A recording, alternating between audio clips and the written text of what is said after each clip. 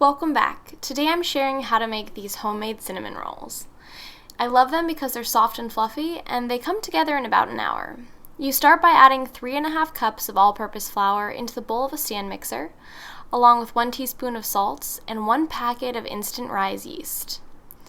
For this, if you don't have a stand mixer, you can also make them by hand, but if you do use a mixer, be sure to use a dough hook attachment. So I gave these a quick stir just to help those ingredients get incorporated together. Then I added 1 cup of milk, a 1/2 cup of granulated sugar, and 1/4 cup of room temperature butter into a bowl. I popped this into the microwave for about 75 seconds until it was warm to the touch. I gave it a quick stir just to make sure that the sugar had kind of incorporated with the other ingredients. And then I added this into my dry ingredients in 3 additions. So I gave it a stir between each addition on a medium speed and tried not to spill too much of it on my counter. Once I had added in all of that warm milk mixture, I gave the bowl a quick scrape with a rubber spatula just to make sure that all of my flour was getting fully incorporated.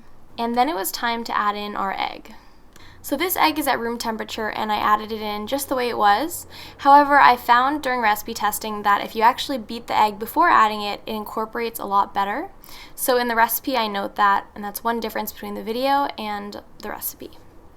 So once I finally got my egg incorporated into my dough, it was still pretty sticky. So I added in some additional flour 1 tablespoon at a time until the dough began to pull away from the sides of the bowl. I ended up adding about 6 tablespoons of extra flour. I then covered my bowl in saran wrap and set my dough aside to allow it to rest.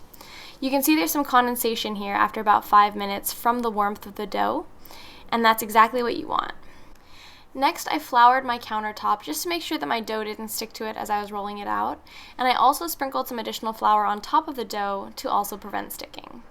I like to roll my cinnamon roll dough pretty thin to be about 1/2 centimeter, and I like it to be about 10 inches by 18 inches. I know that seems oddly specific, but I promise there is some rationale behind it. Once I rolled my dough out to be about that size, I used a ruler to cut off any ends that weren't quite straight, and then it was time to spread our room temperature butter across our dough. So this is 1/4 cup of unsalted room temperature butter, and you can see it spreads quite easily on top of the dough. One thing to note is that you want to leave about 1 inch of dough uncovered with butter or filling, just that way when you roll up your cinnamon rolls, they stay nice and tight. Then it was time to add our filling. So our filling is made up of 1¼ cups light brown sugar, 2½ tablespoons of ground cinnamon, and a tablespoon of cornstarch. The cornstarch just helps everything kind of stay together as the cinnamon rolls bake and keep the filling from oozing out. Once I had tightly packed that on top of the butter, I very carefully rolled my cinnamon rolls towards the end that I left unbuttered and unfilled. So I've sped this part up a little bit because I'm sure you wouldn't want to watch like 4 minutes of me rolling my cinnamon rolls, but you can see I'm really tightly rolling my cinnamon rolls and I'm taking my time. And it's really important that you do this. It helps them keep their shape when they're cut, helps them bake up better, and I think just makes a better cinnamon roll. So once I'd fully rolled up my cinnamon rolls, I made sure to seal off the end there, and then it was time to cut these. To do that, I'm using some floss, which I know sounds crazy, but it cuts through the cinnamon rolls like butter. Before I cut into the cinnamon roll, I marked off each little section to make sure my cinnamon rolls all were cut to be about the same size. I then slid my floss underneath and pulled the 2 ends in opposite directions to cleanly slice through.